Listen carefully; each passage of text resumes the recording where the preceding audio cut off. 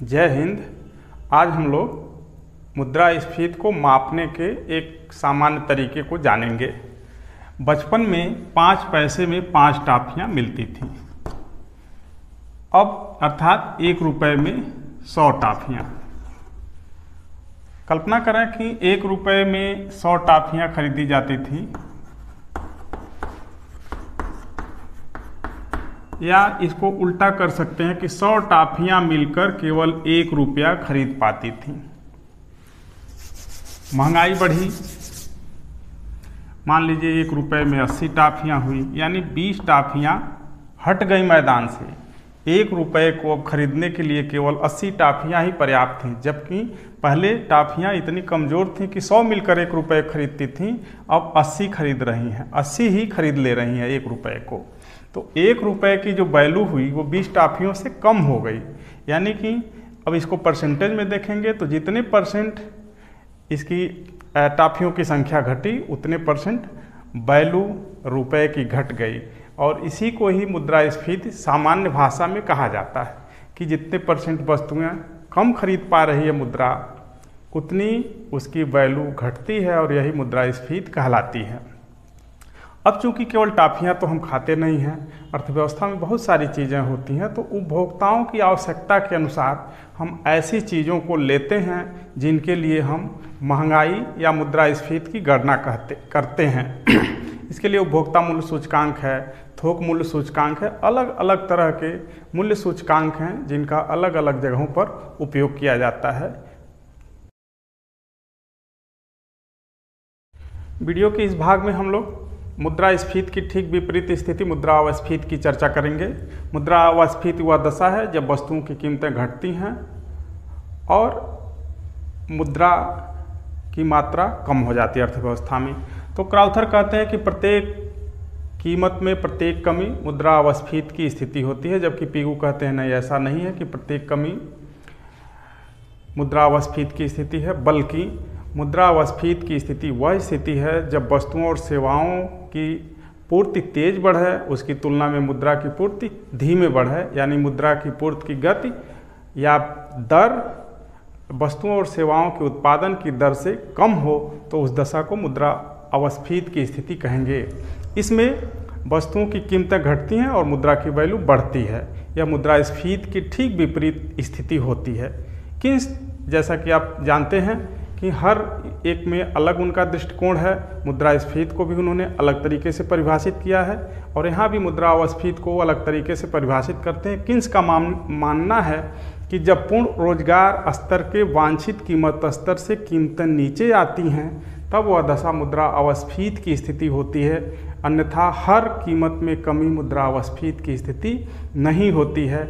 इसको और बेहतर तरीके से समझाने के लिए हमें जो स्वयं प्रयास करके कीमतें घटाई जाती हैं और स्वयं प्रयास करके कीमतें बढ़ाई जाती हैं, उस दशा को भी हम समझ लेते हैं, तब हम मुद्रास्फीति और मुद्रास्फीति को ठीक तरीके से समझेंगे। और इसके बाद हम लोग समझेंगे कि दोनों में कौन सी दशा अच्छी है, मुद्रास्फीति की दशा या मुद्रास्फीति की दशा। महंगाई बढ़ना अच्छा है या वस्तुओं की कीमतें घटना अच्छा है, इसको हम अंत में देखेंगे।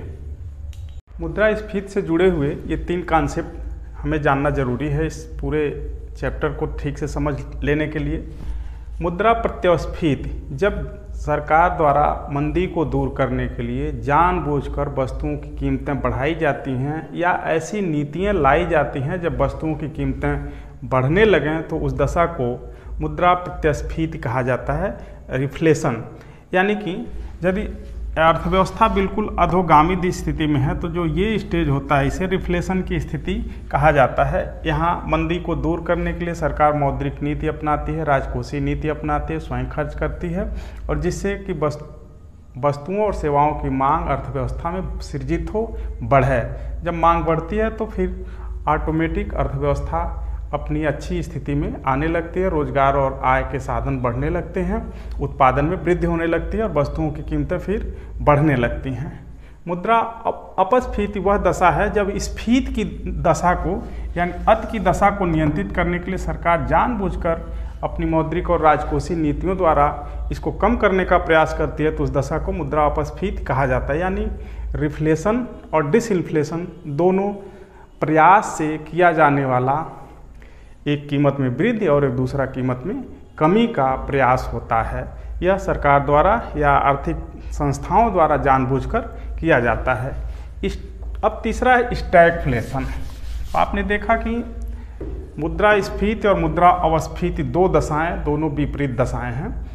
सामान्यतः अर्थव्यवस्था में किसी एक को ही पाया जाना चाहिए, लेकिन जब ये दोनों दशाएं अर्थव्यवस्था के भिन्न भिन्न क्षेत्रों में पाई जाती हैं तो उस दशा को स्टैगफ्लेशन कहा जाता है। जैसे औद्योगिक क्षेत्र में कीमतें बढ़ रही हैं, कृषि क्षेत्र में कीमतें घट रही हैं, तो ये दशा एक तरफ कीमतें बढ़ रही हैं, वहाँ रोज़गार भी खूब है, और दूसरी तरफ कीमतें घट रही हैं जहाँ बेरोजगारी भी खूब है। जब ये दो दशाएं यानी कि एक तरफ तेज़ी और एक तरफ मंदी की दशा पाई जाती है, एक तरफ अति रोजगार एक तरफ कम रोजगार, तो उस दशा को स्टैगफ्लेशन के रूप में परिभाषित किया जाता है।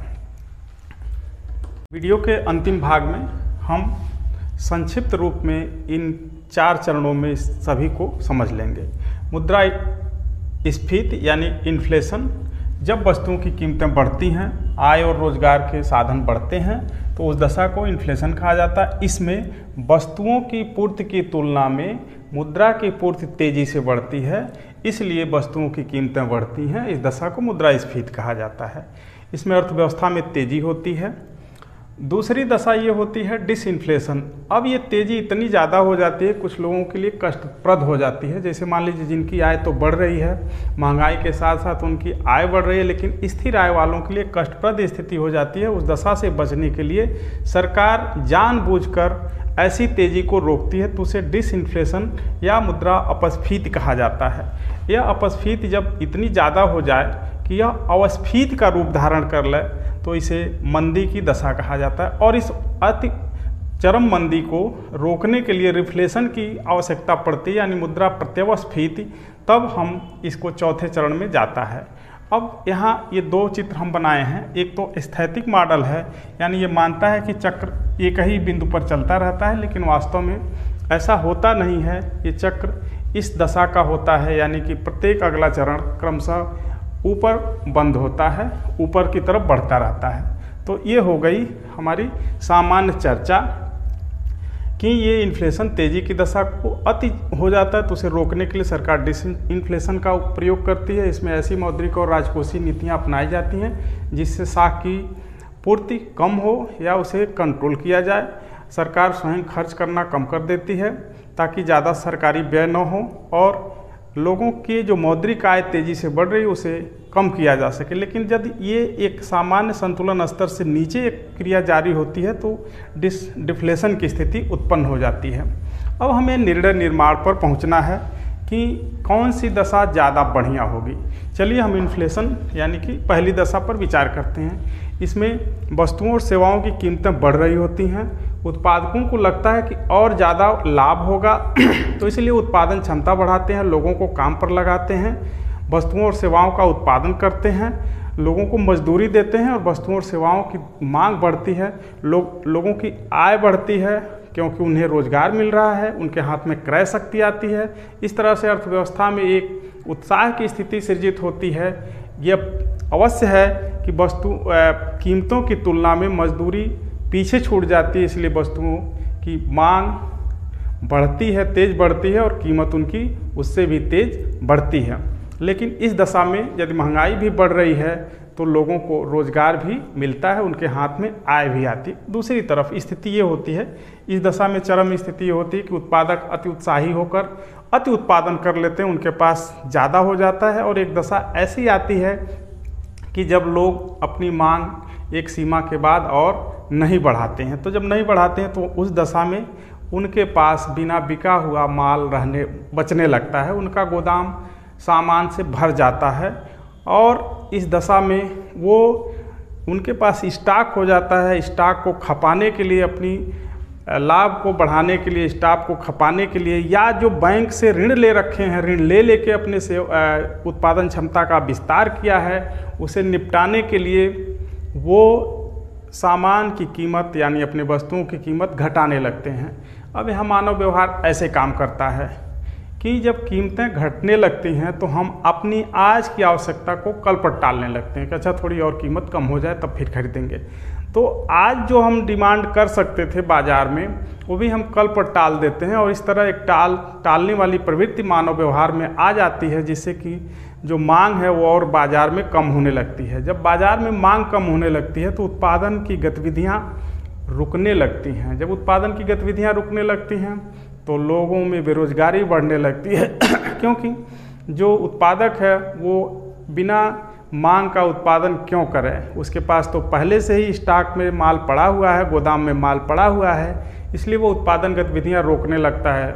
उत्पादन गतिविधियों को रोकने से अर्थव्यवस्था में बेरोजगारी बढ़ती है, लोगों की क्रय क्षमता बढ़ती है, फिर बाजार में क्रमशः मांग कम हो जाती है और इस तरह से अर्थव्यवस्था मंदी की दशा में चली जाती है। तो जब मंदी की दशा से निकालने के लिए सरकार फिर स्वयं खर्च करती है, राजकोषीय व्यय बढ़ाती है, टैक्स कटौती करती है, टैक्स में कटौती करती है और ब्याज दरें घटाती है ताकि अर्थव्यवस्था में मुद्रा की पूर्ति हो, मांग सृजित हो।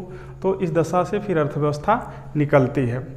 अब चूँकि जब महंगाई बढ़ रही थी तो आप देख रहे थे कि लोगों में उत्साह था, भले ही उनको कम मिल रहा था महंगाई की वजह से, लेकिन उनके पास क्रय शक्ति थी। लेकिन मंदी की दशा में उनके हाथ से क्रय शक्ति भी छीन ली जा रही थी। इसलिए कहा जाता है कि जो जहाँ महंगाई बढ़ती है वहाँ लोगों को कम से कम आधी रोटी मिलती है, लेकिन जब वस्तुएं सस्ती होती हैं यानी अर्थव्यवस्था में मंदी आती है तो पूरी की पूरी रोटी उनकी छीन ली जाती है। इस तरह से महंगाई की स्थिति को अर्थशास्त्रियों ने मंदी की स्थिति से बेहतर बताया है। आज की वीडियो में बस इतना ही। जय हिंद।